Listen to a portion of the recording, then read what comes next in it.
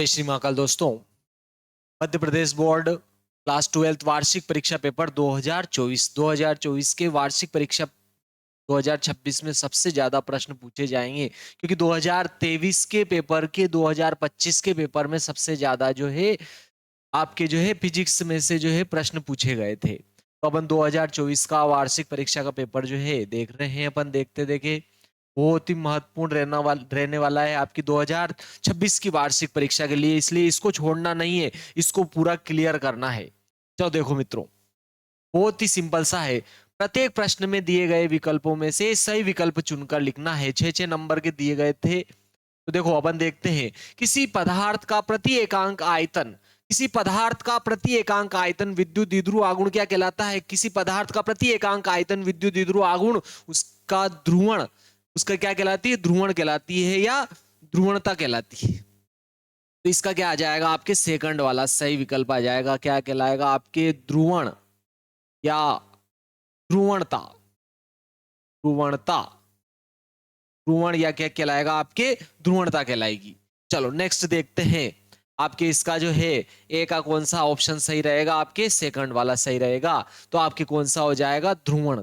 ध्रुवण या ध्रुवणता होता है किसी पदार्थ का प्रति एकांक आयतन विद्युत द्विध्रुव आघूर्ण जो है ध्रुवणता कहलाती है या ध्रुवण कहलाता है। किसी तार का, सेकंड वाला आता है देखो आपके, किसी तार का विशिष्ट प्रतिरोध, नाम ही क्या है देखो, विशिष्ट प्रतिरोध।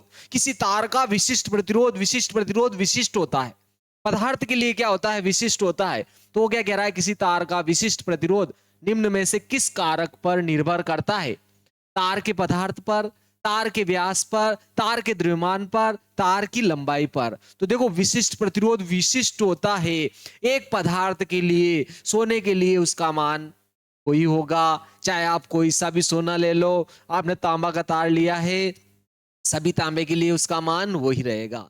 तो पदार्थ पर निर्भर करेगा। किसी तार का विशिष्ट प्रतिरोध निम्न में से किस कारक पर निर्भर करता है? तो तार के पदार्थ पर। तो आपके बी वाले के लिए क्या आ जाएगा? फर्स्ट वाला आ जाएगा आपके तार के पदार्थ पर। तार के पदार्थ पर निर्भर करता है, तार के पदार्थ पर निर्भर करता है। ठीक है, विशिष्ट प्रतिरोध विशिष्ट होता है एक धातु के लिए। चलो नेक्स्ट देखते हैं, सी वाला आ गया आपके। देखो विद्युत धारा के चुंबकीय प्रभाव की खोज किसने की थी? तो देखो विद्युत धारा के चुंबकीय प्रभाव की जो खोज की थी वो ओरस्टेड के द्वारा की गई थी। विद्युत धारा के चुंबकीय प्रभाव की जो खोज की थी ओरस्टेड ने की थी। विद्युत धारा का चुंबकीय प्रभाव क्या है? जब किसी तार में धारा प्रवाहित की जाती है, किसी तार में धारा प्रवाहित की जाती है, विद्युत धारा प्रवाहित की जाती है, तो उसके आसपास चुंबकीय क्षेत्र का उत्पन्न होना धारा का चुंबकीय प्रभाव कहलाता है। किसी तार में विद्युत धारा प्रवाहित की जाती है तो उस तार के आसपास चुंबकीय क्षेत्र का उत्पन्न होना क्या कहलाता है? चुंबकीय प्रभाव कहलाता है, धारा का चुंबकीय प्रभाव कहलाता है। तो इसकी खोज किसने की थी? ओरस्टेड ने की थी। तो आपके सी वाले के लिए आपके सही विकल्प क्या आ जाएगा? फोर्थ वाला आ जाएगा आपके ओरस्टेड। ओरस्टेड ने की थी भाई। चलो नेक्स्ट देखते हैं आपके इसका डी वाला। गोली दर्पण की वक्रता, त्रिज्या और फोकस दूरी में सही संबंध है? लल्लू प्रश्न है। तो गोली दर्पण की फोकस दूरी और वक्रता त्रिज्या में क्या संबंध है? तो देखो फोकस दूरी जो होती है वो वक्रता त्रिज्या की क्या होती है? आधी होती है। अगर 2 का गुणा इधर कर दोगे तो वक्रता त्रिज्या जो होती है फोकट दूरी की क्या होती है? डबल। फोकट दूरी की क्या होती है? डबल होती है। चलो देखते हैं तो कौन सा संबंध दे रखा है इसमें से। ये दे रखा है कि ये दे रखा है? देख लो भाई इसमें से। देखो ये तो असत्य हो गया। देखो r बराबर 2f, r बराबर 2f दिया है और कोई सा भी ऑप्शन आपके सही नहीं है। तो आपके देखो डी वाले के लिए कौन सा हो जाएगा? आपके डी वाले के लिए कौन सा हो गया? फर्स्ट। फर्स्ट हो गया आपके r बराबर क्या हो जाएगा? 2f। r बराबर 2f आपकी ये वाला सही हो जाएगा। फर्स्ट वाला सही हो जाएगा इसके लिए, डी वाले के लिए। ठीक है, चलो नेक्स्ट देखते हैं अपन इसके लिए। देखो यहां पर दिया है आपके, क्या दिया है? ई वाले के लिए चेक करते हैं अपन। देखो 1H3 और 2He4, इन दोनों में क्या कह रहा? परमाणु निम्न में से किस संकल्पना का उदाहरण है? किस संकल्पना का उदाहरण है? तो देखो यहां पर दोनों के, अगर दोनों की बात की जाती है तो यहां देखो अपन गलत लिख बैठे। ठीक है, तो गलत लिख बैठे भाई अपन। हाँ, गलत लिख बैठे, गलत लिख बैठे। 3 था देखो दोनों में, तो दोनों में ये समान है और ये क्या है बोलो, परमाणु भार।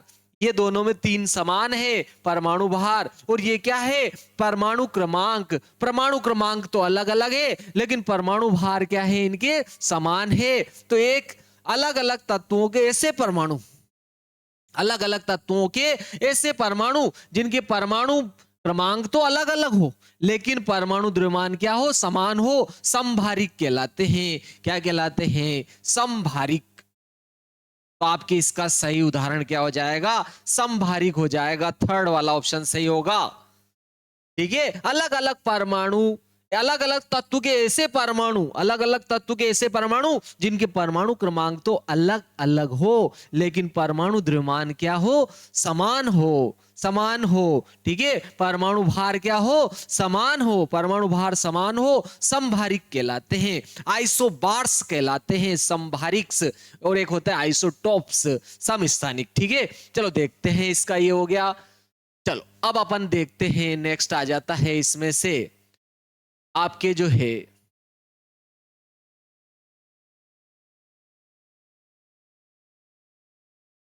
यहां पर देखो अपन अब दूसरा प्रश्न यहां से आ जाता है। देखो इसमें एक और रह गया आपके ये वाला, पीएन संधि डायोड की अवक्षय परत में होते हैं। तो देखो अवक्षय परत, आपके अवक्षय परत में क्या होते हैं भाई, देखो वो क्या कह रहा है, पीएन संधि डायोड की अवक्षय परत में क्या होते हैं। तो देखो आपने पीएन संधि डायोड पढ़ा होगा, तो पीएन संधि डायोड में देखो पी क्षेत्र से तो क्या आते हैं, होल, और एन क्षेत्र से कौन आते हैं, इलेक्ट्रॉन आते हैं। संधि के पास में आते हैं, यहां से तो कौन आते हैं, होल, और यहां से आते हैं आपके इलेक्ट्रॉन। इलेक्ट्रॉन आते हैं, एक तरफ से तो क्या आते हैं, होल, एक तरफ से इलेक्ट्रॉन आते हैं। ठीक है ना, तो दोनों आते हैं और एक दूसरे को क्या करते हैं, निष्फल कर देते हैं। दोनों एक दूसरे को निष्फल कर देते हैं, और संधि के पास में, संधि के पास में इधर तो क्या आ जाते हैं, दाता आयन धन आयन, दाता आयन धन आयन, और इधर ग्राही आयन ऋण आयन बच जाते हैं। इधर संधि के पास में एन क्षेत्र में दाता आयन धन आयन, और इधर ग्राही आयन ऋण आयन बच जाते हैं पी क्षेत्र में।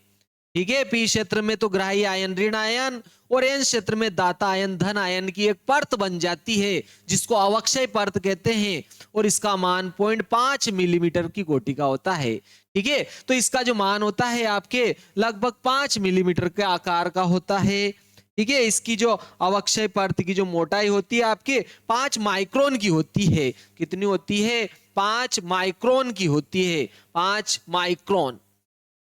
ठीक है, मिलीमीटर नहीं, 5 माइक्रोन की होती है अवक्षय परत की मोटाई। तो और ये क्या होते हैं, निश्चल, निश्चल आयन होते हैं। इनको क्या कहते हैं, निश्चल आयन। दाता आयन धन आयन निश्चल आयन, और ग्राही आयन निश्चल आयन ऋण आयन। तो दोनों क्या होते हैं, निश्चल आयन। तो क्या आ जाएगा आपके, इसका एफ वाले का सही ऑप्शन आएगा आपके निश्चल आयन। भाई चल फिर नहीं सकते, निश्चल है, लंगड़े है साहब, निश्चल आयन रहेंगे। ठीक है, पी क्षेत्र और एन क्षेत्र दोनों में निश्चल आयन रहेंगे। इधर तो क्या रहेंगे, ग्राही आयन ऋण आयन निश्चल आयन, इधर रहेंगे दाता आयन धन आयन, दाता आयन धन आयन निश्चल आयन, दोनों निश्चल है। तो अवक्षय परत के पास में जो है आपके कौन रहेंगे, निश्चल आयन। और अवक्षय परत की मोटाई पूछी जाए तो आप ध्यान रखना 0.5 माइक्रोन की होती है। चलो नेक्स्ट प्रश्न देखते हैं इसका। चलो ये देखो आपके आ गया, यहाँ पर क्या कह रहा है, उचित शब्द के द्वारा रिक्त स्थानों की पूर्ति कीजिए। चलो उचित शब्द लेना है साहब, अनुचित शब्द से आप पूर्ति नहीं कर सकते हो। चलो उचित शब्द लेके पूर्ति करते हैं। दूसरे का ए क्या कह रहा है, विद्युत क्षेत्र की दिशा में चलने पर विभव घटता है, कम होता है। विद्युत क्षेत्र की दिशा में चलोगे, विद्युत क्षेत्र की दिशा में चलोगे तो विभव क्या हो जाता है, घटता है। ठीक है, तो दूरी के साथ विभव परिवर्तन की दर को विभव प्रवणता कहते हैं, और विद्युत क्षेत्र की तीव्रता की दिशा में चलने पर इसका मान क्या होता है, घटता है। विभव का मान क्या हो जाता है, घटता है। क्या होता है, विभव घटता है, या क्या होता है, कम होता है। घटता है या कम होता है? विद्युत क्षेत्र की दिशा में चलने पर विभव कम होता है या घटता है? जिन पदार्थों की चुंबकीय प्रवृत्ति ऋणात्मक होती है, जिन पदार्थों की चुंबकीय प्रवृत्ति ऋणात्मक होती है अर्थात प्रबल चुंबकीय क्षेत्र में रखने पर क्या होते हैं? प्रबल चुंबकीय क्षेत्र पर रखने पर दुर्बल प्रतिकर्षण बल अनुभव करते हैं, उन्हें क्या कहते हैं? चुंबकीय प्रवृत्ति ऋणात्मक वाले पदार्थ, उन्हें पदार्थ कहते हैं। जिन पदार्थों की चुंबकीय प्रवृत्ति ऋणात्मक होती है, चुंबकीय प्रवृत्ति ऋणात्मक होने का क्या अर्थ है? जिनको प्रबल चुंबकीय क्षेत्र में अगर रखा जाए तो वो क्या करते हैं? दुर्बल रूप से प्रतिकर्षित होते हैं, तो उन्हें क्या कहते हैं? अपन प्रतिचुंबकीय पदार्थ कहते हैं। ठीक है, जिन पदार्थों की चुंबकीय प्रवृत्ति ऋणात्मक होती है उन्हें प्रतिचुंबकीय पदार्थ कहते हैं। ठीक है, तो इसका आ जाएगा आपके बी वाले का क्या आएगा? प्रतिचुंबकीय, प्रतिचुंबकीय, प्रतिचुंबकीय पदार्थ कहते हैं। अगला आता है परिवर्तनशील विद्युत क्षेत्र धारा उत्पन्न करता है। परिवर्तनशील विद्युत क्षेत्र कौन सी धारा उत्पन्न करता है? तो परिवर्तनशील विद्युत क्षेत्र विस्थापन धारा उत्पन्न करता है। विस्थापन धारा उत्पन्न करता है, ये ध्यान रखना है आपको। परिवर्तनशील विद्युत क्षेत्र विस्थापन, यहां आएगा आपके विस्थापन धारा उत्पन्न करता है, यह आपको ध्यान रखना है। अगला आता है देखो आपके परावर्ती दूरदर्शी में के रूप में अवतल दर्पण का उपयोग किया जाता है। यानी कि परावर्ती दूरदर्शी में अवतल दर्पण का किस रूप में उपयोग किया जाता है? परावर्तक के रूप में। ठीक है, परावर्ती दूरदर्शी में परावर्तक के रूप में अवतल दर्पण का उपयोग किया जाता है। तो आपके इस डी वाले में आ जाएगा परावर्तक, परावर्तक के रूप में अवतल दर्पण का उपयोग किया जाता है। अगला कह रहा है संयोजकता बैंड से ऊपर स्थित बैंड को क्या कहते हैं? भाई संयोजकता बैंड के ठीक ऊपर तो चालन बैंड होता है। संयोजकता बैंड के ठीक ऊपर क्या कह रहा है? संयोजकता बैंड से ऊपर स्थित बैंड को क्या कहते हैं? अपन चालन बैंड कहते हैं। क्या कहते हैं इसको? चालन बैंड। ठीक है, ये आपके बैंड बाजा साहब, चालन चलते हैं बैंड बाजे, चालन बैंड हो गया। अब देखो अगला आता है, देखो आपके पी प्रकार के अर्धचालक में की सांद्रता इलेक्ट्रॉनों की सांद्रता से अधिक होती है। देखो वो क्या कह रहा है? एक तो पी प्रकार का अर्धचालक होता है, एक एन प्रकार का अर्धचालक होता है। तो पी प्रकार के अर्धचालकों में होलों की जो संख्या होती है वो इलेक्ट्रॉनों की संख्या से ज्यादा होती है पी में। और ध्यान रखना एन में किसकी संख्या ज्यादा होती है? बोलो, इलेक्ट्रॉनों की संख्या ज्यादा होती है। इसमें होलों की संख्या ज्यादा होती है और इसमें इलेक्ट्रॉनों की संख्या ज्यादा होती है। तो सिंपल सी बात है, इसमें होलों का यानी कि कोटरों का घनत्व अधिक होगा, इनमें इलेक्ट्रॉनों का घनत्व अधिक होगा। किसमें? एन में। तो उसमें क्या कहा? पी प्रकार के अर्धचालक में, ठीक है, होलों की या कोटरों की सांद्रता इलेक्ट्रॉनों की सांद्रता की अपेक्षा तुलना में अधिक होती है। ठीक है, तो आप कोटर भी लिख सकते हो, आप होल भी लिख सकते हो, होल या कोटर। ठीक है, होल भी कहते हैं इनको, कोटर भी कहते हैं। तो पी प्रकार के अर्धचालकों में, ठीक है, इसमें होल की जो संख्या होती है, होल की संख्या जो होती है इलेक्ट्रॉन की बजाय ज्यादा होती है। किसमें? पी अर्धचालक में। एन में इसका उल्टा हो जाता है, इसमें इलेक्ट्रॉनों की जो संख्या होती है होलों की अपेक्षा ज्यादा होती है, क्वार्टर की अपेक्षा क्या होती है? ज्यादा होती है। चलो अब आता है अपने सत्य असत्य प्रश्न आ जाते हैं। तीसरे में आ गए अपन, बहुत ही महत्वपूर्ण है आपके ये पेपर 2024 का वार्षिक परीक्षा का पेपर। यदि आपने वीडियो अभी तक लाइक भी नहीं किया, शेयर भी नहीं किया, सब्सक्राइब भी नहीं किया तो आप बहुत बड़ी गलती कर। ठीक है, आप इसको लाइक भी करें, शेयर भी करें अपने दोस्तों के साथ और सब्सक्राइब भी करें। बेल आइकन को जरूर दबाएं ताकि आने वाले नए नए लेटेस्ट वीडियो आप तक पहुंचते रहे। मेरे प्यारे मित्रों, आपसे केवल यही तो मिलता है मुझे, इसलिए कंजूसी न करें। सत्य असत्य थर्ड आ गया, देखो आपके थर्ड प्रश्न आ गया, कोटर या गुहा के भीतर विद्युत क्षेत्र सदैव ही शून्य होता है। क्या कह रहा है कि कोटर है या गुहा है, ठीक है, तो उसके भीतर विद्युत क्षेत्र सदैव शून्य होता है। बिल्कुल सत्य कह रहा है। क्योंकि विद्युत क्षेत्र या विद्युत तो केवल बाहर बाहर होता है, भीतर कोई विद्युत क्षेत्र नहीं होता है। तो बिल्कुल क्या कह रहा है, ए बिल्कुल सत्य है आपके। ठीक है, कोटर या गुहा के भीतर विद्युत क्षेत्र सदैव ही शून्य होता है। अगला, अर्धचालकों की प्रतिरोधकता ताप बढ़ने पर बढ़ती है। भाई प्रतिरोधकता ताप बढ़ने पर नहीं बढ़ती है, ठीक है, असत्य हो जाएगा ये। ठीक है, अर्धचालकों की प्रतिरोधकता ताप बढ़ने पर बढ़ती है, तो ये बिल्कुल असत्य है। ठीक है, बढ़ती नहीं है साहब, घटती है। अगला देखो, किसी चुंबकीय क्षेत्र में स्थिर आवेश पर लगने वाला बल लॉरेंज बल शून्य होता है। क्या कह रहा है, किसी चुंबकीय क्षेत्र में स्थिर आवेश पर लगने वाला लॉरेंज बल होता है। तो भाई लॉरेंज बल क्या होता है, चुंबकीय क्षेत्र में क्या कह रहा है, चुंबकीय क्षेत्र में स्थिर आवेश पर लगने वाला लॉरेंज बल शून्य होता है। देखो लॉरेंज बल क्या होता है, ए बराबर QVB sine theta, QVB sine theta Lorentz बल होता है। तो देखो ये Q तो क्या है आवेश, V क्या है वेग, B क्या है चुंबकीय क्षेत्र। अगर देखो उसका वेग अगर शून्य है, अगर वेग शून्य है तो लॉरेंज बल क्या हो जाएगा, शून्य हो जाएगा। अगर वेग शून्य है तो लॉरेंज बल, अरे इन तीनों में से कोई भी शून्य है तो लॉरेंज बल शून्य होगा। क्लियर है। तो यहां पर क्या कह रहा है वो, किसी चुंबकीय क्षेत्र में स्थिर आवेश पर लगने वाला लॉरेंज बल शून्य होता है। सही कह रहा है, सही कह रहा है, सत्य कह रहा है। तो यहां पर सी का क्या हो जाएगा आपके, सत्य। किसी चुंबकीय क्षेत्र में स्थिर आवेश पर लगने वाला लॉरेंज बल शून्य होता है। नेक्स्ट आता है आपके देखो डी, विद्युत चुंबकीय तरंगे निर्वात के अतिरिक्त किसी अन्य माध्यम से गमन नहीं कर सकती है। भाई विद्युत चुंबकीय तरंगों की वायु निर्वात में जो चाल होती है वो प्रकाश की चाल के बराबर होती है, 3 × 10⁸ मीटर प्रति सेकंड। ठीक है, वायु निर्वात में प्रकाश की चाल के बराबर चाल होती है विद्युत चुंबकीय तरंगों की। अन्य माध्यमों में कम होती है वायु या निर्वात के अलावा, लेकिन गमन सब में कर सकती है। तो ये क्या कह रहा है, असत्य।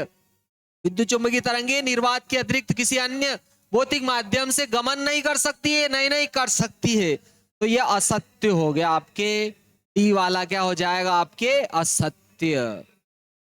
अगला आता है, देखो क्या कह रहा है आपके, कि सिलिकॉन और जर्मेनियम दोनों यौगिक अर्धचालक के उदाहरण है। भाई दोनों यौगिक अर्धचालक के उदाहरण है, नहीं नहीं बहुत सारे हैं। सिलिकॉन जर्मेनियम टीन और लेड भी तो है, टीन और लेड भी है। इधर आपके boron aluminium gallium indium thallium भी आ रहा है। ठीक है, तो ये बिल्कुल क्या है आपके, असत्य है। ये भी क्या हो गया आपके, असत्य हो गया।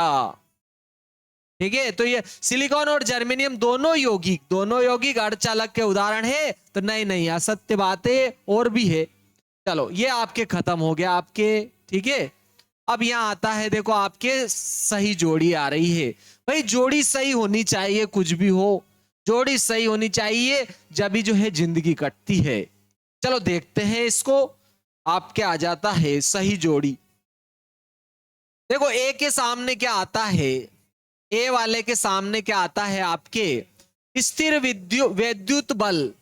भाई ये तो कुलाम का नियम आधारित है, स्थिर विद्युत बल कुलाम का स्थिर विद्युत नियम, व्युत्क्रम वर्ग का नियम। तो ये तो इसके सामने तो कौन सा आ जाएगा आपके, पांचवा आ जाएगा साहब, कुलाम आ जाएगा। इसे स्थिर विद्युत बल कुलाम का नियम पर आधारित है। ठीक है, अगला आता है प्रेरित धारा की दिशा। भाई ये तो लेंज का नियम है, लेंज का नियम प्रेरित धारा की दिशा बताता है। ठीक है, तो इसके लिए क्या आ जाएगा, लेंज। बी के लिए क्या आ जाएगा आपके, लेंज। लेंज कहां है, देखो ये लेंज आ गया आपके, इसके लिए क्या आ जाएगा आपके, लेंज। ठीक है, प्रेरित धारा की दिशा लेंज का नियम बताता है हमेशा। कुंडली में जो प्रेरित धारा की दिशा हो गई वो किस दिशा में होगी, वो लेंज का नियम बताएगा।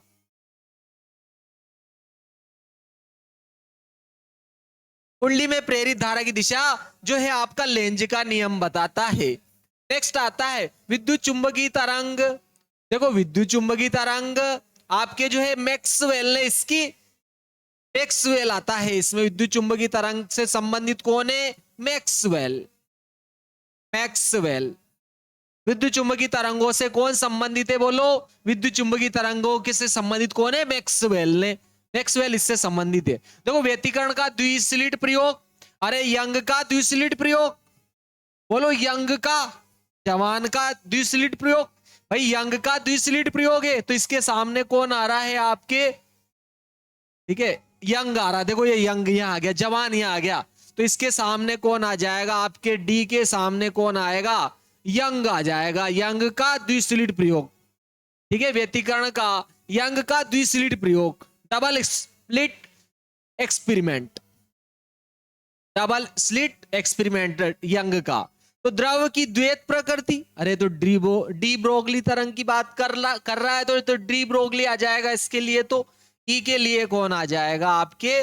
फर्स्ट वाला, फर्स्ट वाला आ जाएगा आपके। ई में कौन आएगा? बोलो, ई में आ जाएगा आपके डी ब्रोगली। ठीक है, डी ब्रोगली आ जाएगा साहब, मोगली। अगला चलते हैं, द्रव्यमान ऊर्जा समतुल्यता। अरे आइंस्टीन का द्रव्यमान ऊर्जा समतुल्यता सिद्धांत है, ये तो आइंस्टाइन, अल्बर्ट आइंस्टाइन ने दिया था। ठीक है, तो इसके सामने तो आइंस्टाइन आ जाएगा, तो कौन आ रहा है? देखो आइंस्टीन आ रहा है, तो इसके सामने कौन आया आपके? चौथा आ जाएगा आइंस्टीन, अल्बर्ट आइंस्टाइन आ जाएगा आपके इसके लिए। तो चलो, इसमें ये आपके खत्म हो गया।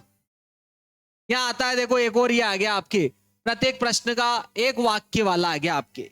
चलो एक वाक्य वाला देखते हैं, एक एक वाक्य में अपने को जो उत्तर देना है। क्या कह रहा है? वायु में स्थित एकांक धन आवेश पर लगने वाला विद्युत फ्लक्स का मान।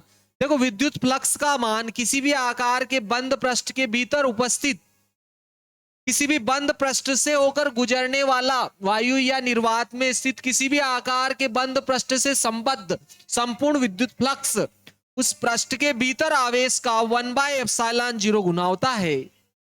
ठीक है, ये क्या है आपकी? गॉस की प्रमेय। गॉस की प्रमेय क्या कहती है आपके? कि किसी भी वायु या निर्वात में किसी भी आकार के बंद पृष्ठ से संबद्ध संपूर्ण विद्युत फ्लक्स, उस पृष्ठ के भीतर उपस्थित आवेश का 1/ε0 गुना होता है। अब वो ये क्या कह रहा है? ये दरिंदा क्या कह रहा है? ध्यान से देखो इसको। वायु में स्थित एकांक धन आवेश से निकलने वाला कुल विद्युत फ्लक्स, भाई एकांक धन आवेश से निकलने वाला कुल विद्युत फ्लक्स, यहां पर धन आवेश कौन सा लिया? एकांक धन आवेश, यानी कि 1 कूलाम का धन आवेश ले लिया इसने, तो क्या हो जाएगा? 1/ε0। क्या हो जाएगा आपके? वायु में स्थित एकांक धन आवेश से निकलने वाले कुल विद्युत फ्लक्स का मान लिखिए, तो 1/ε0 हो जाएगा आपके। क्या हो जाएगा? 1/ε0 हो जाएगा। ये इतना मान आ जाएगा इसका। ये आपके एक का सही, एक वाक्य का आ गया आपके। ये सेकंड नंबर आ जाता है, देखो 5वें का दूसरा आ जाएगा अब आपके,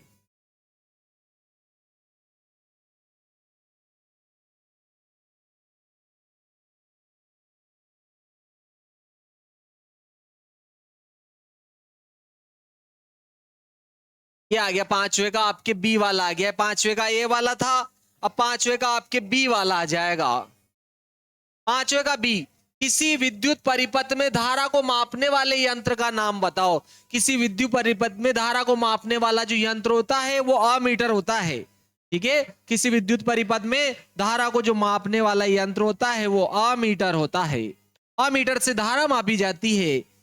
चलो अगला आता है, देखो आपके सी वाला, शुद्ध प्रतिरोधी परिपथ के लिए शक्ति गुणांक का मान। भाई शुद्ध प्रतिरोधी परिपथ के लिए शक्ति गुणांक का मान कितना होता है? 1, जिसमें केवल प्रतिरोध लगा हो उसके लिए शक्ति गुणांक का मान 1 होता है। अगला आता है, देखो आपके ये आ गया अगला, इसके बाद में आपके आया, देखो सी के बाद में डी वाला आ जाता है। किसी स्थिति में प्रिज्म के अंदर अपवर्तित किरण प्रिज्म के आधार पर समांतर हो जाती है। किस स्थिति में? भाई वो क्या कह रहा है कि ये प्रिज्म है, इसमें देखो ये प्रकाश किरण आपतित हुई, ये अपवर्तित हुई और ये निर्गत हो गई। तो ये क्या बोल रहा है? ये अपवर्तित किरण किस स्थिति, ये अपवर्तित किरण प्रिज्म के अंदर अपवर्तित किरण मान लो पी से चली क्यू पर और Q से R और R से S में निर्गत हो गई। PQ तो क्या हो गई, आपतित किरण, RS निर्गत किरण और QR अपवर्तित किरण हो गई। तो ये अपवर्तित किरण QR किस स्थिति में, इस आधार के, ये प्रिज्म का आधार BC है, इसके क्या होती है, समांतर होती है। तो ये न्यूनतम विचलन की स्थिति में, ठीक है, कब होती है बोलो, ये न्यूनतम विचलन की स्थिति में।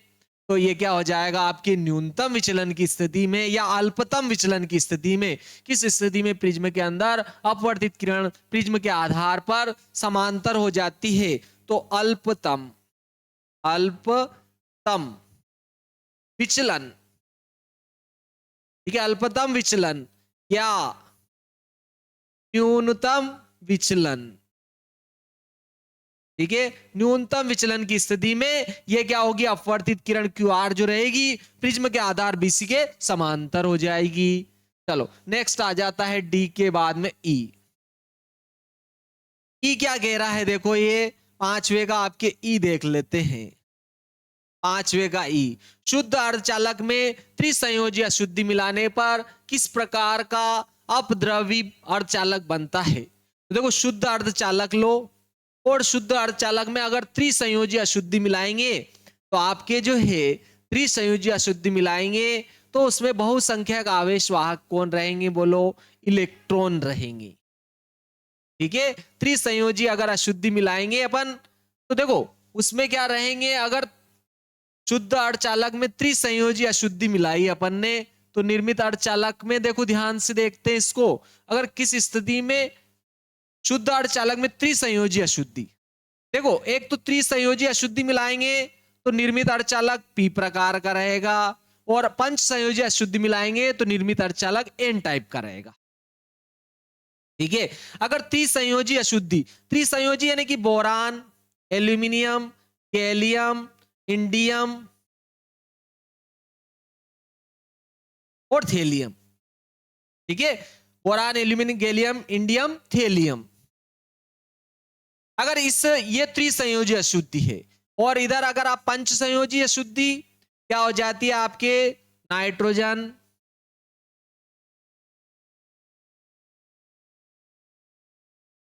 ठीक है, आपके आ जाती है, देखो त्रिसंयोजी में आ जाती है ऑक्सीजन, सल्फर, सेलेनियम और boron, carbon, silicon, germanium, tin. पंच संयोजी अशुद्धि, आपके पंच संयोजी अशुद्धि कार्बन, सिलिकॉन, जर्मेनियम, टीन और लेड, ये आपके चतुसंयोजी है।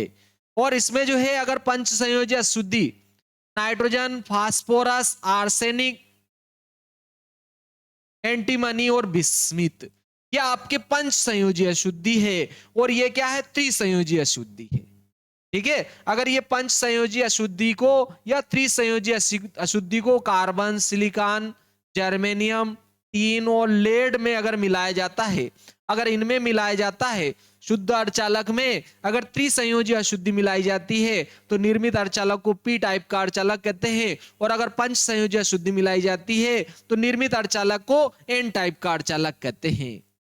ठीक है, तो क्या कह रहा है, शुद्ध अर्धचालक में त्रिसंयोजी अशुद्धि मिलाई जाती है तो किस प्रकार का अपद्रवी अर्धचालक मिलता है, तो आपके P टाइप आ जाएगा। ठीक है, क्या आ जाएगा इसका, P टाइप का अर्धचालक बनेगा। ठीक है, अगर अपन जो है शुद्ध अर्धचालक में, ठीक है, या निज अर्धचालक में, ठीक है, त्रिसंयोजी अशुद्धि मिलाएंगे, इनकी अशुद्धि मिलाएंगे गैलियम, इंडियम, थेलियम की, ठीक है गैलियम, इंडियम, थेलियम की अशुद्धि मिलाई जाएगी तो निर्मित अर्धचालक को P टाइप का अर्धचालक कहेंगे। और आर्सेनिक, एंटीमनी, बिस्मिथ की अशुद्धि मिलाओगे आप, आर्सेनिक, एंटीमनी, बिस्मिथ की अशुद्धि मिलाओगे आप तो निर्मित अर्धचालक को N टाइप का अर्धचालक कहेंगे। तो चलो नेक्स्ट चलते हैं, बहुत ही सिंपल सा था ये। चलो E हो गया इसका। अब अपन देखते हैं इसका दूसरा प्रश्न, छठे का। अब यहां से आपके जो है छठा प्रश्न देखते हैं इसका। देखो ये छठा आ गया, बहुत ही महत्वपूर्ण और सिंपल सा प्रश्न है आपके। छठा प्रश्न, मध्य प्रदेश बोर्ड का वार्षिक परीक्षा पेपर 2024 का छठा प्रश्न देखो, विद्युत क्षेत्र रेखाओं की दो विशेषताएं पूछ रहा है। विद्युत क्षेत्र रेखाओं की दो विशेषताएं क्या होती है? तो विद्युत क्षेत्र रेखाएं, ठीक है, विद्युत क्षेत्र में खींचा गया वह काल्पनिक चिकना वक्र है। विद्युत क्षेत्र रेखाएं विद्युत क्षेत्र में खींचा गया वह काल्पनिक चिकना वक्र है जिसके किसी बिंदु पर खींची गई स्पर्श रेखा उस बिंदु पर विद्युत क्षेत्र की तीव्रता की दिशा प्रदर्शित करती है।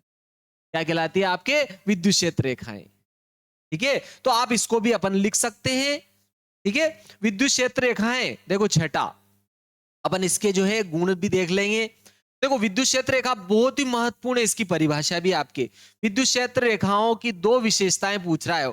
देखो विद्युत क्षेत्र रेखाएं विद्युत क्षेत्र में खींचा गया वह काल्पनिक चिकना वक्र है जिसके किसी भी बिंदु पर अगर अपन स्पर्श रेखा खींचते हैं तो वह स्पर्श रेखा क्या करती है? उस बिंदु पर विद्युत क्षेत्र की तीव्रता की दिशा प्रदर्शित करती है।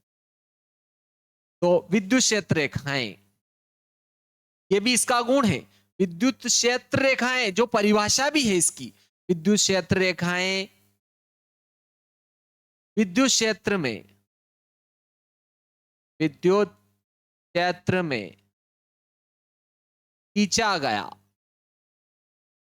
गया वह काल्पनिक चिकना वक्र है। काल्पनिक चिकना वक्र है जिसके किसी भी बिंदु पर खींची गई स्पर्श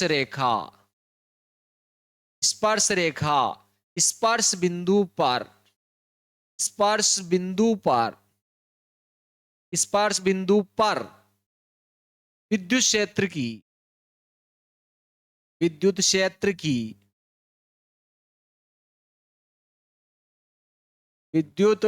क्षेत्र की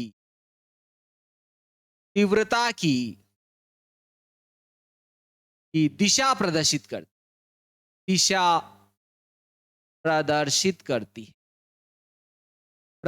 करती बहुत ही महत्वपूर्ण है। ठीक है, ये भी इसका गुण लिख सकते हैं, लेकिन अपने पास में बहुत सारे गुण हैं, अपन दूसरे ले लेते हैं। चलो उसको, तो ये तो एक हो गया। आपने नंबर 2 देखो आपका, या पहला नंबर ही अपन गुण में अलग से लिख देते हैं, क्षेत्र रेखाओं की विशेषताएं या गुण हो गया। दो विद्युत क्षेत्र रेखाएं, ये बहुत महत्वपूर्ण है इसका। दो विद्युत क्षेत्र रेखाएं कभी एक दूसरे को नहीं काटती है। ठीक है, ऐसा भी पूछ सकता है कि क्या कारण है कि दो विद्युत क्षेत्र रेखाएं कभी एक दूसरे को नहीं काटती है? क्यों? क्योंकि एक ही बिंदु पर विद्युत क्षेत्र की तीव्रता के दो मान होंगे जो असंभव है। तो इसका देखो पहला गुण हो जाएगा छठे का पहला गुण हो जाएगा आपके। चाहो तो वो भी अपन गुण में लिख सकते जो परिभाषा मैंने अभी लिखी है। ठीक है, और आप इसको भी ले सकते हो। तो देखो विद्युत क्षेत्र रेखाएं, इसका गुण क्या हो जाएगा आपके, या विशेषताएं क्या हो जाएगी विद्युत क्षेत्र रेखा की? विद्युत क्षेत्र रेखाएं कभी एक दूसरे को नहीं काटती है। तो विद्युत क्षेत्र रेखाएं दो या दो से अधिक, क्या अपन ऐसे लिख देते हैं, विद्युत क्षेत्र रेखाएं कभी एक दूसरे को नहीं काटती है। विद्युत क्षेत्र रेखाएं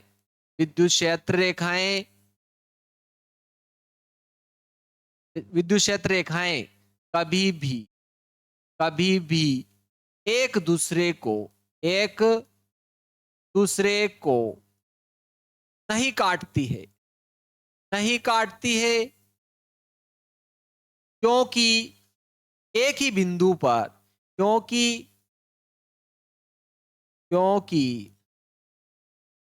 एक ही कटान बिंदु पर विद्युत क्षेत्र की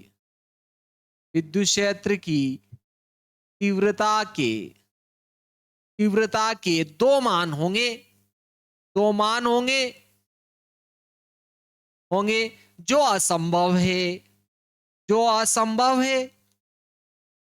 जो असंभव है।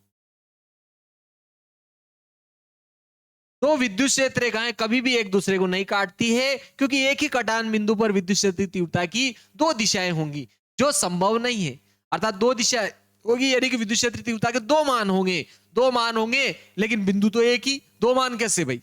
जब बिंदु एक ही दो मान कैसे है? तो इसलिए ये क्या रहेगा? असंभव। नेक्स्ट देखो, इसका दूसरा पॉइंट देख लेते हैं इसका। विद्युत क्षेत्र रेखाएं क्या होती है? ये क्या होती है? खुला वक्र होती है। ये भी बहुत आईएमपी है आपके। विद्युत क्षेत्र रेखाएं क्या होती है? ये खुला वक्र होती है।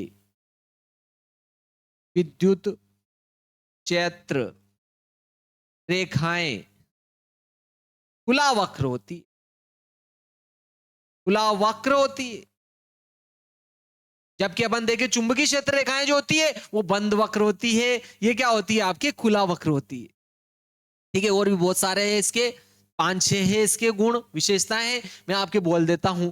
देखो विपरीत आवेश जो है, विपरीत आवेश अगर अपन एक धन आवेश ले लें और एक ऋण आवेश ले लें, तो देखो विद्युत क्षेत्र रेखाएं क्या होती है? लंबाई के अनुदिश, यानी कि लंबाई की दिशा में एक प्रत्यास्थ डोरी की भांति खिंचाव करती है, खींचती है, एक दूसरे को खिंचाव उत्पन्न करती है। इसीलिए विपरीत आवेशों में क्या होता है? आकर्षण। और जबकि अगर अपन समान आवेश ले लेते हैं, धन ले लो चाहे दोनों ऋण ले लो, ऋण ले लो, तो ये क्या करती है? लंबाई होती है ना इसके लंबवत, लंबाई के लंबवत क्या करती है? एक दूसरे को प्रतिकर्षित करती है। लंबाई के लंबवत एक दूसरे को क्या करती है? प्रतिकर्षित करती है। लंबाई के लंबवत ये क्या करती है? एक दूसरे को प्रतिकर्षित करती है। इसी कारण जो है समान आवेशों में क्या होता है? प्रतिकर्षण। ये भी इसका महत्वपूर्ण गुण है। और अगला एक ये भी आ जाता है कि अपन क्या करें, विद्युत क्षेत्र रेखाएं अगर किसी बिंदु पर पास पास है और किसी बिंदु पर क्या है? दूर दूर है, तो विद्युत क्षेत्र रेखाओं का पास पास होना प्रबल विद्युत क्षेत्र को प्रदर्शित करता है, जबकि विद्युत क्षेत्र रेखाओं का दूर दूर होना दुर्बल विद्युत क्षेत्र को प्रदर्शित करता है। ये भी इसका गुण हो गया। अगर किसी बिंदु पर विद्युत क्षेत्र रेखाएं समांतर है और समान दूरी पर है तो वहां विद्युत क्षेत्र एक समान होगा। लेकिन इसने दो विशेषताएं पूछी थी तो अपन ने दो लिख दी। चलो नेक्स्ट देखते हैं, समविभव पृष्ठ क्या है, इसको देखते हैं। ठीक है, समविभव पृष्ठ क्या है? समविभव पृष्ठ को देखते हैं। देखो समविभव पृष्ठ यानी कि कहने का यह अर्थ है कि किसी विद्युत क्षेत्र में समान विभव के बिंदुओं को मिलाने वाला पृष्ठ, किसी विद्युत क्षेत्र में समान विभव के बिंदुओं को मिलाने वाला पृष्ठ समविभव पृष्ठ कहलाता है।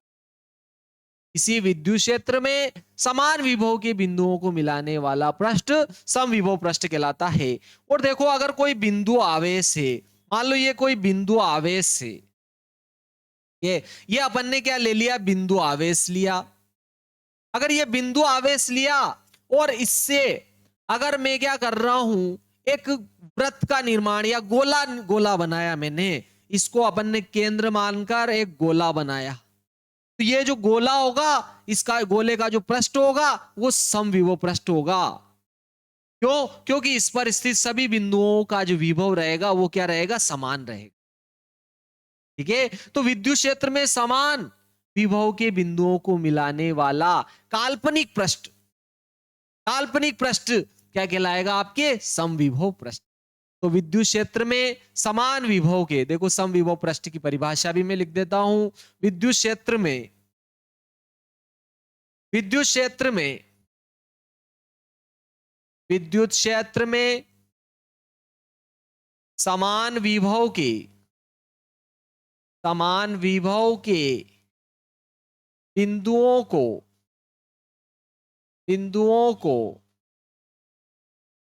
को मिलाने वाला काल्पनिक पृष्ठ, काल्पनिक पृष्ठ, काल्पनिक पृष्ठ समविभव पृष्ठ, समविभव पृष्ठ कहलाता है। समविभव पृष्ठ कहलाता है। ये क्या हो गया? आपके समविभव पृष्ठ की परिभाषा। लेकिन उसने क्या पूछा है? दो विशेषताएं पूछी है। तो देखो समविभव पृष्ठ के प्रत्येक बिंदु पर विद्युत विभव समान होता है। ये भी इसकी क्या है? विशेषता है। देखो यहां पर पहली क्या हो जाएगी? समविभव पृष्ठ के प्रत्येक बिंदु का विभव क्या होता है? विभव समान होता है, समान होता है। विभव क्या होता है? समान। सेकंड क्या हो जाएगा? समविभव पृष्ठ और विद्युत क्षेत्र रेखाओं के बीच का कोण समकोण होता है। ध्यान रखना, समविभव पृष्ठ से विद्युत क्षेत्र रेखाएं सदैव लंबवत गुजरती है। तो ये भी बहुत सी बार पूछा गया है, बहुत ही महत्वपूर्ण है कि समविभव पृष्ठ और विद्युत क्षेत्र रेखाओं के बीच का कोण होता है समकोण 90 डिग्री होता है। क्योंकि अगर धन आवेश है तो विद्युत क्षेत्र रेखाएं लंबवत निकलेगी, और अगर ऋण आवेश है तो उसमें प्रवेश करेगी। तो समविभव पृष्ठ और विद्युत क्षेत्र रेखाओं के बीच का जो कोण होता है वो 90 डिग्री होता है, ये ध्यान रखना। ठीक है, तो देखो ये इसका कोई विशेषता नहीं है, लेकिन समविभव पृष्ठ को विद्युत क्षेत्र रेखाएं लंबवत प्रतिच्छेद करती है, ये भी अपन लिख सकते हैं। ये भी इसका क्या हो गया? गुण। समविभव पृष्ठ, समविभव पृष्ठ और विद्युत क्षेत्र रेखाओं के बीच का कोण 90 डिग्री होता है। ठीक है, 90 डिग्री होता है। 90 डिग्री से गुजरती है या लंबवत उनको प्रतिच्छेद करती है समविभव पृष्ठ को। अगला आ जाता है, देखो इसके बहुत सारे गुण हैं वैसे तो। ठीक है, एक और गुण क्या हो जाता है? अगर अपन जो है एक ही समविभव पृष्ठ पर किसी आवेश को एक बिंदु से दूसरे बिंदु तक ले जाएंगे तो अपने द्वारा कुछ भी कार्य नहीं किया जाएगा। क्यों नहीं किया जाएगा? क्योंकि भाई विभवांतर शून्य होगा, तो कार्य भी क्या हो जाएगा? शून्य। ठीक है, कार्य भी क्या हो जाएगा? शून्य। नेक्स्ट आ जाएगा, देखो तो अपन ये भी लिख सकते हैं, क्या आ जाएगा इसका नेक्स्ट तीसरा वाला? एक ही समविभव पृष्ठ पर किसी आवेश को एक बिंदु से दूसरे बिंदु तक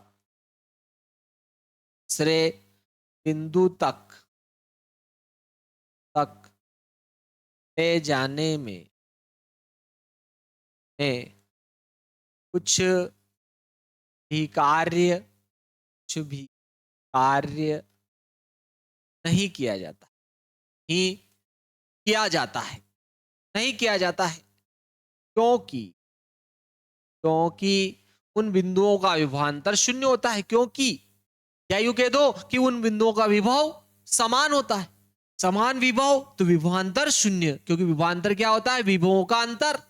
एक बिंदु के विभव में से दूसरे बिंदु का विभव घटाएंगे, लेकिन दोनों का विभव समान है तो शून्य आ जाएगा। क्योंकि उन बिंदुओं का विभवांतर शून्य होगा। देखो चौथा, और भी बहुत सारे इसके तो देखो, अगर आप एक समविभव पृष्ठ से दूसरे समविभव पृष्ठ पर ले जा रहे हो किसी आवेश को, मान लो एक समविभव पृष्ठ से दूसरे समविभव पृष्ठ पर मैं किसी आवेश को ले जा रहा हूं। अगर अपन एक समविभव पृष्ठ से दूसरे समविभव पृष्ठ पर किसी आवेश को ले जाएंगे तो अपने द्वारा कुछ कार्य किया जाएगा, और वो कार्य इनके विभवांतर पर निर्भर करेगा। अगर इनका विभवांतर शून्य है तो फिर भी अपने कोई कार्य नहीं किया जाएगा। अगर कुछ विभवांतर है तो जो विभवांतर आएगा उसका गुणा कर देंगे अपन, तो क्या आ जाएगा? आपके आंसर आ जाएगा। ये भी इसका हो जाएगा आपके। क्लियर है? और इसका भी ये महत्वपूर्ण होता है कि दो समविभव पृष्ठ कभी भी एक दूसरे को नहीं काटेगी, क्योंकि इसमें भी अगर दो समविभव पृष्ठ है और दोनों के विभव अलग अलग है, अगर दो समविभव पृष्ठ है, मान लो ये भी समविभव पृष्ठ है, ये भी समविभव पृष्ठ है, ये भी समविभव पृष्ठ है और ये भी समविभव पृष्ठ है, इन दोनों ने काटा और मान लिया इनका विभव अलग अलग था। इसके प्रत्येक बिंदु का विभव मान लो 10 वोल्ट है, इसका 15 वोल्ट है। इसका क्या है? आपके 15 वोल्ट है प्रत्येक बिंदु का विभव। तो देखो यहाँ कटान बिंदु पर इसके लिए तो 10 वोल्ट रहेगा, इसके लिए 15 वोल्ट रहेगा, और बिंदु तो एक ही, आपकी विभव के दो मान हो रहे जो संभव नहीं है। तो दो समविभव पृष्ठ कभी भी एक दूसरे को प्रतिच्छेद नहीं कर करते हैं, क्योंकि कटान बिंदु पर विभव के 2 मान होंगे जो संभव नहीं है।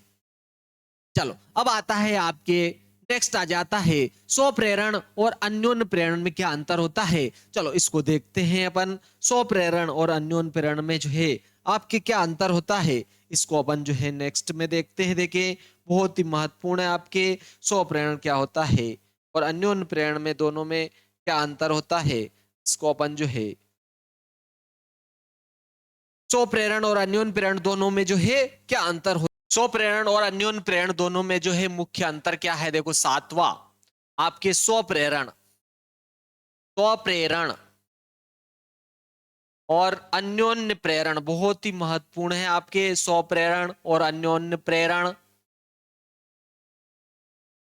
अन्योन्य प्रेरण, स्वप्रेरण और अन्योन्य प्रेरण दोनों में क्या अंतर है, तो देखो किसी कुंडली में, अगर अपन किसी कुंडली में धारा परिवर्तन कर रहे हैं और उसमें ही प्रेरित धारा उत्पन्न हो रही है, किसी कुंडली में या परिपथ में धारा परिवर्तन करने से उसमें ही प्रेरित धारा का उत्पन्न होना स्वप्रेरण कहलाता है।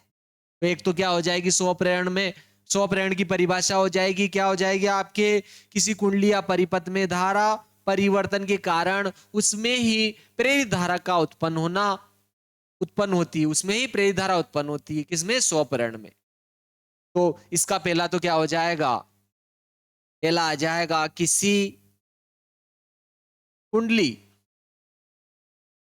कुंडली या परिपथ में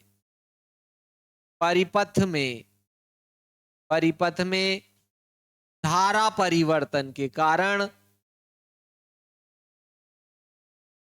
धारा परिवर्तन के कारण उसी कुंडली या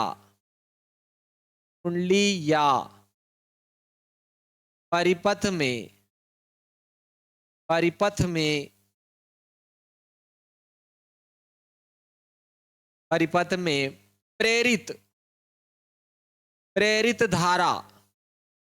प्रेरित धारा का उत्पन्न होना, या किसी कुंडली या परिपथ में धारा परिवर्तन के कारण उसी कुंडली या परिपथ में प्रेरित धारा उत्पन्न होती है, ठीक है, उत्पन्न होती है, उसे क्या कहेंगे, स्वप्रेरण।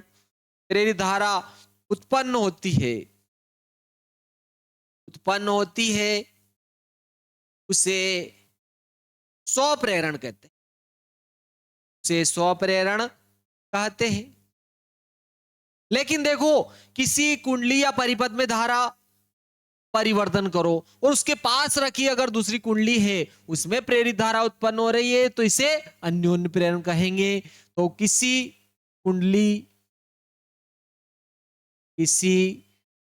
कुंडली या परिपथ में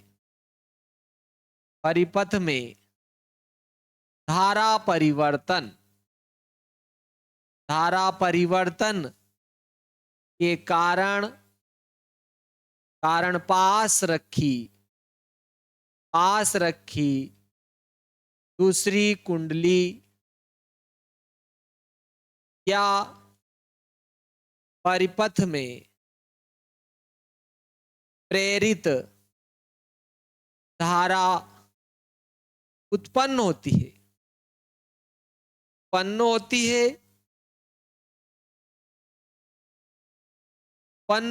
है से अन्योन्य प्रेरण कहते हैं, से अन्योन्य प्रेरण कहते हैं। उसे क्या कहेंगे अपन, अन्योन्य प्रेरण। किसी कुंडली या परिपथ में धारा परिवर्तन कर रहे हैं और उसके पास में रखी दूसरी कुंडली या परिपथ में धारा प्रेरित धारा उत्पन्न हो रही है, पहली कुंडली में धारा परिवर्तन के कारण दूसरी कुंडली में प्रेरित धारा उत्पन्न हो रही है, तो इसको कहेंगे अन्योन्य प्रेरण। तो देखो इसी कुंडली में धारा, अगर अपन स्वप्रेरण की बात करते हैं, देखो इसी कुंडली में धारा परिवर्तन कर रहे हैं अपन, इसी कुंडली में धारा परिवर्तन कर रहे हैं और प्रेरित धारा भी इसी में उत्पन्न हो रही है, तो ये क्या करेगी, प्राथमिक कुंडली की धारा को सीधे ही क्या करेगी, प्रभावित करेगी। तो इसमें क्या होता है, 100 प्रेरण में क्या होता है, मुख्य धारा जो प्रेरित धारा जो होती है मुख्य धारा को सीधे प्रभावित करती है। मुख्य धारा प्रेरित धारा का मान जो होता है मुख्य धारा को सीधे प्रभावित करता है, क्योंकि अपन जो है जिस कुंडली में या परिपथ में धारा प्रेरित परिवर्तन कर रहे हैं उसी में ही प्रेरित धारा उत्पन्न हो रही, क्योंकि इसमें इसमें यानी कि आपके 100 प्रेरण में इसमें मुख्य धारा, इसमें प्रेरित धारा मुख्य धारा को, इसमें प्रेरित धारा मुख्य धारा को सीधे प्रभावित करती है, सीधे प्रभावित करती है। क्योंकि भाई क्यों करती है, क्योंकि जिस कुंडली या परिपथ में धारा परिवर्तन कर रहे हैं उसी में ही प्रेरित धारा उत्पन्न हो रही है, क्योंकि जिस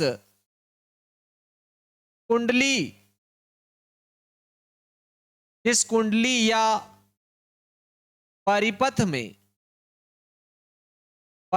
में धारा परिवर्तन किया जाता है, धारा परिवर्तन किया जाता है उसी में प्रेरित धारा उत्पन्न होती है, उसी में प्रेरित धारा उत्पन्न होती है, उसी में ही प्रेरित धारा उत्पन्न होती है। और इसमें सीधे क्यों, देखो किस प्रकार से होता है। मान लो अपन ने जैसे कि यहाँ ये अपन ने परिपथ लगा दिया, ये इस प्रकार से अपन ने परिपथ लगाया, यहाँ इस प्रकार से अपन ने क्या किया, एक कुंडली बना ली, ये अपन ने मान लिया जाए कि परिपथ बना लिया, यहाँ पर अपन ने सेल लगा दिया, कुंजी लगा दी, और यहाँ पर एक जो है परिपथ बनाया है। जैसे मैं कुंजी दबाऊंगा तो इसमें क्या होगी, धारा बहेगी, धारा इस दिशा में बह रही है तो प्रेरित धारा की दिशा ये हो जाएगी। आपके ये क्या हो गई, मुख्य धारा जो परिपथ में बह रही है, और प्रेरित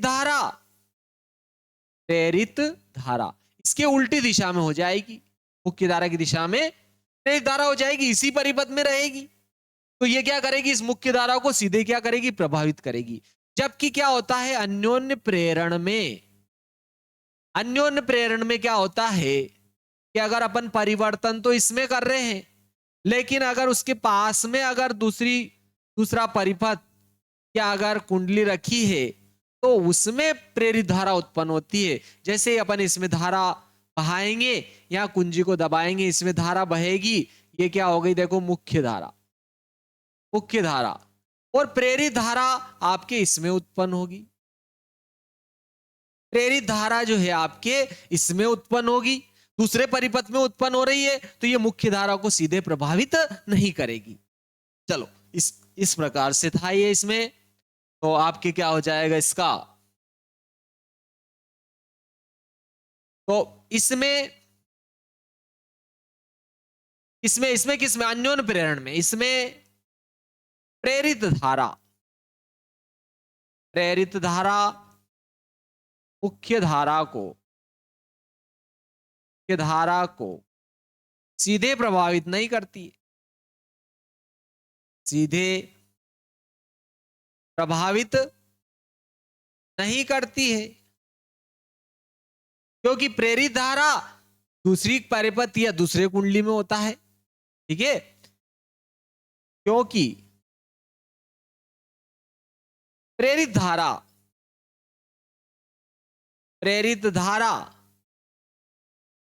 दूसरे परिपथ क्या कुंडली में होती है, क्या कुंडली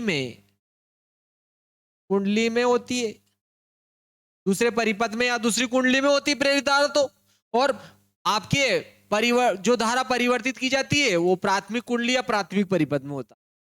नेक्स्ट आ जाता है, देखो इसमें क्या होता है, अभी देखा अपन ने, इसमें एक परिपथ या एक कुंडली की आवश्यकता होती है, इसमें दो परिपथ या दो कुंडलियों की आवश्यकता होती है।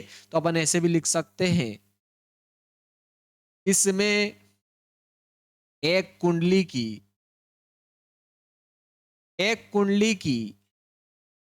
आवश्यकता होती है और इसमें दो परिपथ या दो कुंडलियों की आवश्यकता होती है। इसमें दो कुंडलियों की आवश्यकता होती है। तो देखो इसने दो पूछे थे, अपन ने तीन लिख दिया, आपको इसे भी याद रख सकते हो। अब देखो नेक्स्ट आ जाता है आपके ऊंचाई और अपचाई ट्रांसफार्मर में क्या अंतर है। ऊंचाई ट्रांसफार्मर और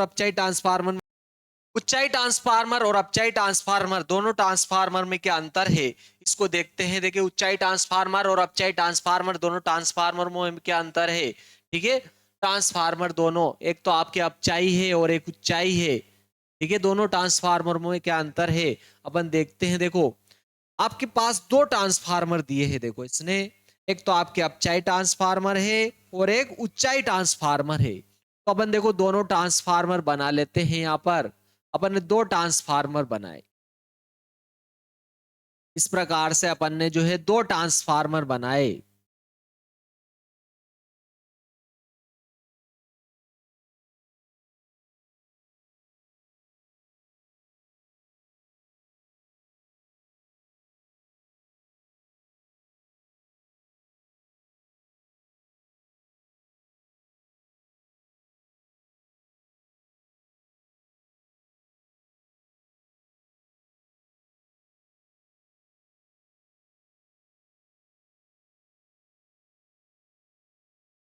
इन ट्रांसफार्मरों के जो क्रोड होते हैं वो क्या होते हैं, पटलित होते हैं। तो ये अपन ने दो ट्रांसफार्मर बना रहे हैं अपन, ये दो ट्रांसफार्मर अपन ने बनाए हैं का, ये दो ट्रांसफार्मर अपन ने चित्र बनाया है इनका।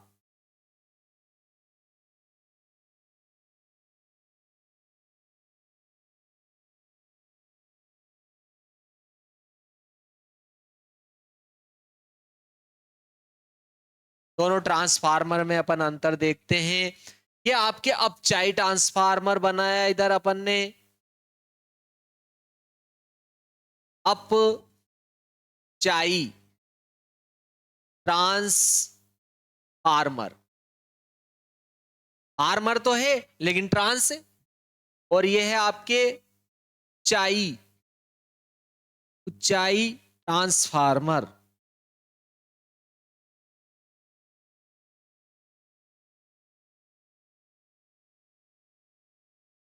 ऊंचाई ट्रांसफार्मर, ऊंचाई ट्रांसफार्मर, अपचाई ट्रांसफार्मर। देखो इधर जो कुंडलियां लपेटेंगे दोनों में वो प्राथमिक रहेगी, नीचे जो कुंडलियां लपेटेंगे वो द्वितीयक रहेगी।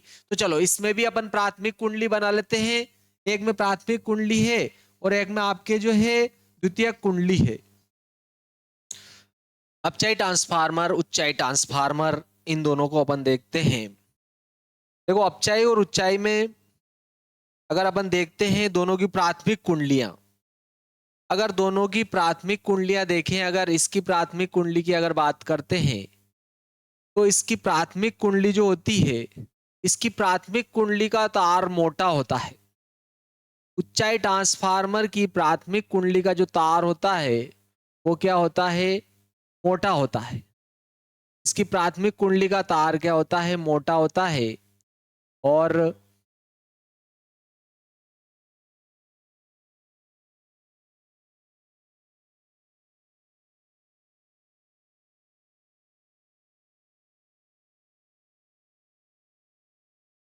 इसकी प्राथमिक कुंडली का तार क्या होता है, मोटा होता है। और अपचाई ट्रांसफार्मर जो होता है इसकी द्वितीयक कुंडली का तार जो होता है वो मोटा होता है।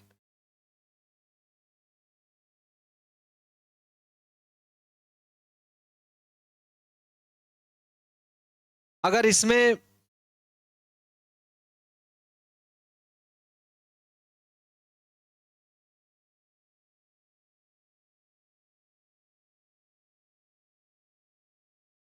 अगर इसकी प्राथमिक कुंडली की बात करें तो इसकी प्राथमिक कुंडली का तार जो है पतला होता है। अब चाहे ट्रांसफार्मर की प्राथमिक कुंडली जो होती है इसका तार क्या होता है आपके पतला होता है।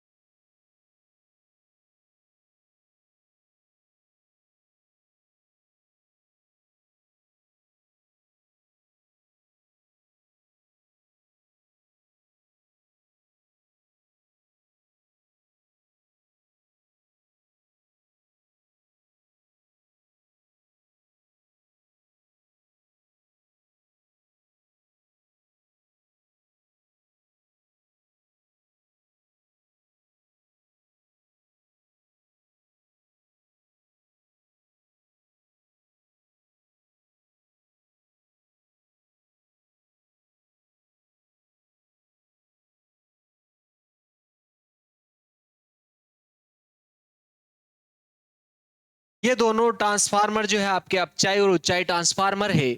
अगर अपचाई ट्रांसफार्मर बात करते हैं इसमें तो इसकी प्राथमिक कुंडली का तार पतला होता है और इसकी द्वितीयक कुंडली जो होती है उसका तार जो है मोटा होता है। जबकि उच्चाई ट्रांसफार्मर में क्या होता है कि इसकी प्राथमिक कुंडली का तार मोटा होता है और द्वितीय कुंडली का तार पतला होता है। ये अपन ने तार लपेट रखे हैं इसमें। तो देखो आपके क्या होता है, एक महत्वपूर्ण अंतर तो ये हो जाता है, अपचाई ट्रांसफार्मर और उच्चाई ट्रांसफार्मर क्या होता है, यह आपके जो है क्या करता है कि अगर आपके उच्च प्रत्यावर्ती वोल्टेज है तो उसको निम्न प्रत्यावर्ती वोल्टेज में बदलता है। आपके अपचाई ट्रांसफार्मर क्या करता है कि अगर उच्च प्रत्यावर्ती वोल्टेज है तो इसको निम्न प्रत्यावर्ती वोल्टेज में बदलता है और ये क्या करता है, निम्न प्रत्यावर्ती वोल्टेज को उच्च प्रत्यावर्ती वोल्टेज में बदलता है। अर्थात ये क्या करता है, धारा की प्रबलता बढ़ाता है, ये धारा की प्रबलता घटाता है। तो आपके पहला तो आपके ये तो इनके चित्र हो गए। अब इनके अंतर में देखते हैं। तो देखो अपचाई ट्रांसफार्मर में, अपचाई ट्रांसफार्मर और उच्चाई ट्रांसफार्मर, इन दोनों की अगर अपन बात करते हैं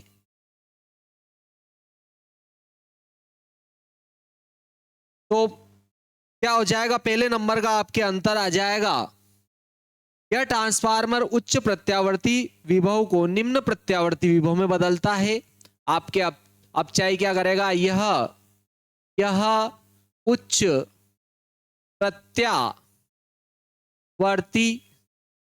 विभव को निम्न निम्न प्रत्यावर्ती विभव में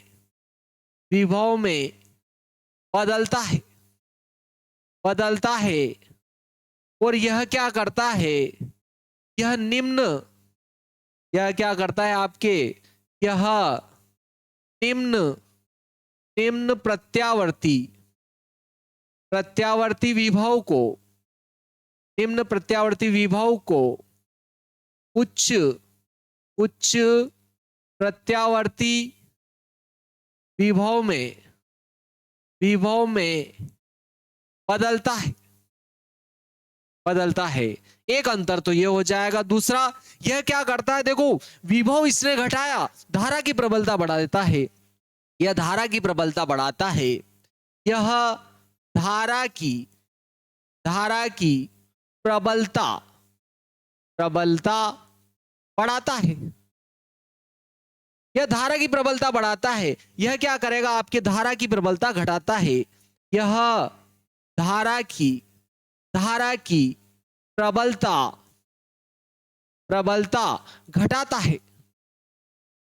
घटाता है। यह धारा की प्रबलता क्या करता है, आपके घटाता है। यह धारा की प्रबलता घटाता है, यह धारा की प्रबलता घटाता है। तीसरा पॉइंट हो जाएगा, इसकी प्राथमिक कुंडली का तार पतला और अधिक फेरे लिए जाते हैं। देखो इसकी प्राथमिक कुंडली का तार पतला और अधिक फेरे लपेटे अधिक है इसमें, तो इसमें इसकी प्राथमिक कुंडली का तार पतला और अधिक फेरे लिए जाते हैं। इसकी प्राथमिक कुंडली का तार मोटा और कम फेरे लिए जाते हैं। ये भी इसका अंतर हो जाएगा। इसकी प्राथमिक कुंडली का तार पतला व अधिक फेरे लिए जाते हैं।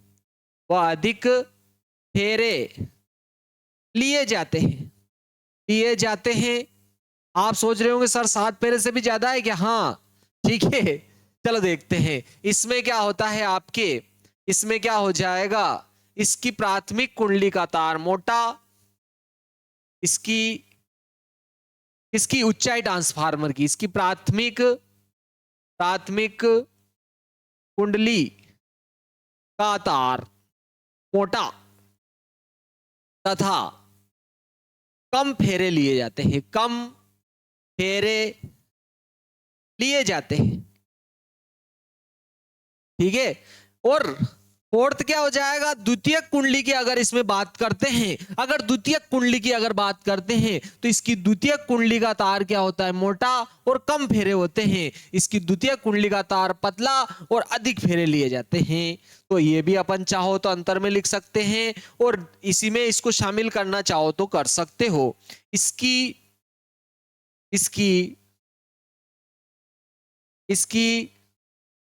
द्वितीयक कुंडली का तार मोटा, द्वितीयक कुंडली का तार मोटा तथा कम फेरे लिए जाते हैं